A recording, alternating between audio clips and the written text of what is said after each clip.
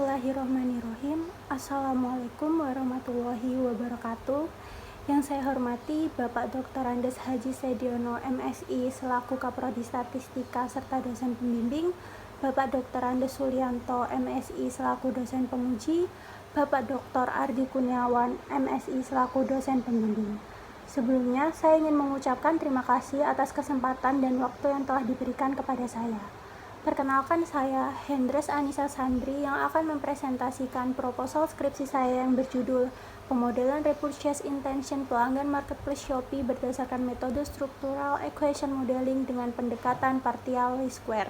Pokok bahasan pada penelitian ini terdiri dari bab 1, pendahuluan, bab 2, tinjauan pustaka, serta bab 3, metode penelitian.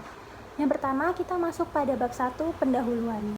Seiring dengan berkembangnya zaman, dunia internet juga serta-merta berkembang pesat. Pada tahun 2020, jumlah pengguna internet di dunia mencapai 4,54 miliar. Meningkatnya jumlah pengguna internet juga terjadi di Indonesia. Hasil survei jumlah pengguna internet di Indonesia periode tahun 2019 hingga kuartal 2 tahun 2020 sebesar 73,7%. Pengguna internet di Indonesia sebagian besar berlokasi di Pulau Jawa dengan jumlah sebesar 56,4%.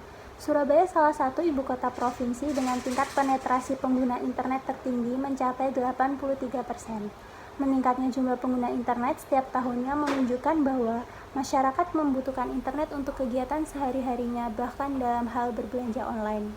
Salah satu marketplace yang sedang berkembang pesat menarik perhatian masyarakat Indonesia adalah Shopee. Shopee berada di urutan pertama marketplace dengan rata-rata kunjungan bulanan tertinggi di tahun 2020 dengan lebih dari 130% transaksi.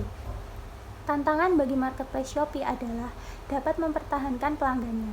Karena ketidakpastian serta kurangnya pengontrolan membuat pelanggan sulit membentuk rasa percaya dan melakukan pembelian kembali. Upaya untuk mengurangi ketidakpastian serta membentuk kepercayaan, dikembangkanlah mekanisme online untuk memberikan informasi kepada pelanggan tentang penjual, produk, serta proses transaksi. Menggunakan dimensi perceived usefulness, mekanisme membangun kepercayaan online meliputi perceived usefulness of seller-based mechanism, perceived usefulness of institution-based mechanism, perceived usefulness of experience-based mechanism. Penelitian sebelumnya yang dilakukan oleh Novianti dan Wibowo 2020 menunjukkan bahwa dimensi perceived usefulness, perceived value, dan customer satisfaction berpengaruh positif dan signifikan terhadap online repurchase intention. Penelitian yang dilakukan oleh Liu et al. 2020 menggunakan metode regresi linear berganda menunjukkan manfaat dari mekanisme membangun kepercayaan online berbasis penjual. Manfaat dari mekanisme membangun kepercayaan berbasis institusi berpengaruh secara signifikan terhadap kepercayaan pada penjual di marketplace.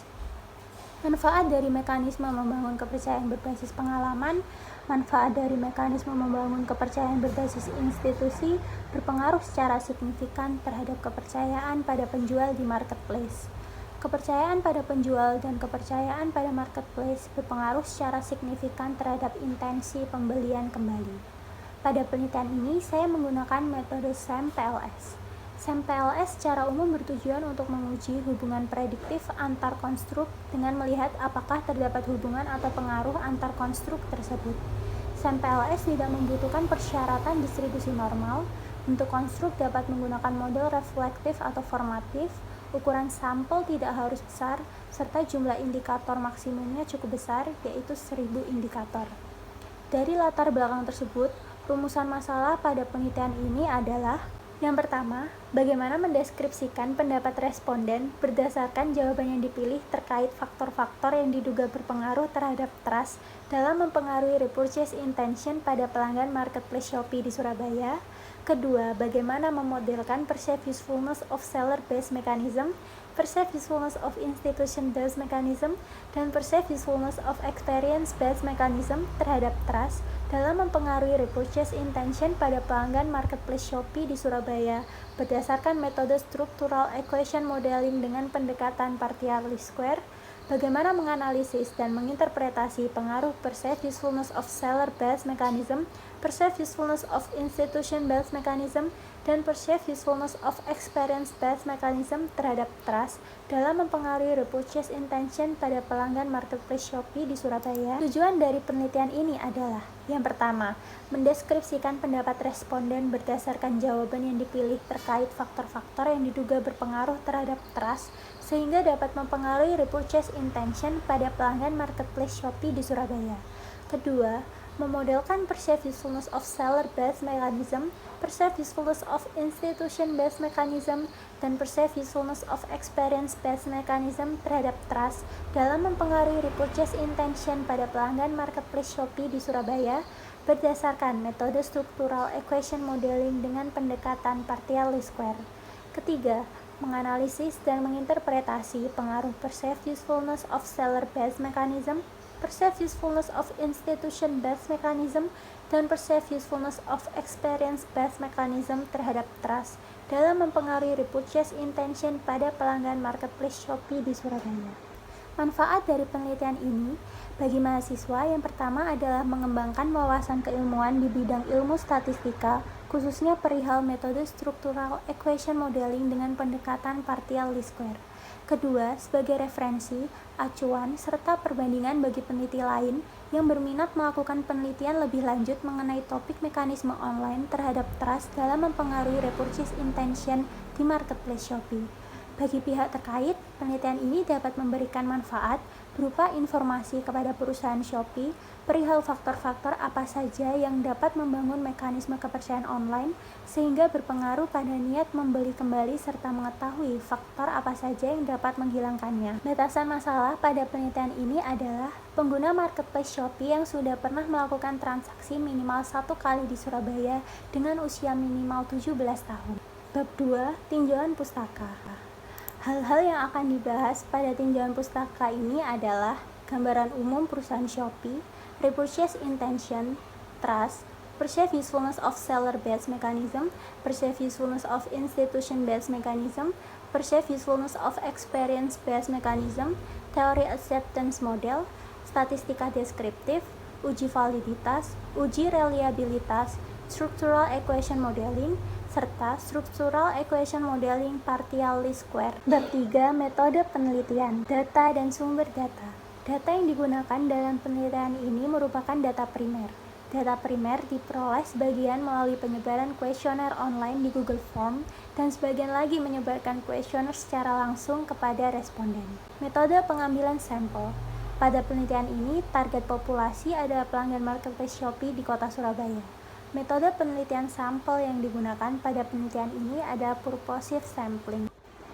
Variabel pada penelitian ini adalah variabel endogen 1 trust in the marketplace, variabel endogen 2 trust in the seller, variabel endogen 3 repurchase intention, variabel exogen 1 perceived usefulness of institution-based mechanism, variabel exogen 2 perceived usefulness of seller-based mechanism, variabel exogen 3 perceived usefulness of experience-based mechanism. Proses analisis data pada penelitian ini adalah yang pertama, mendeskripsikan pendapat responden berdasarkan jawaban yang dipilih terkait marketplace Shopee dengan langkah-langkah, menyusun kuesioner yang berisikan item-item pertanyaan mengenai faktor-faktor yang diduga berpengaruh terhadap trust dalam mempengaruhi repurchase intention pada pelanggan marketplace Shopee di Surabaya, menyebarkan kuesioner kepada pelanggan marketplace Shopee yang memenuhi syarat sebagai responden, yaitu minimal berusia 17 tahun dan pernah melakukan transaksi minimal 1 kali.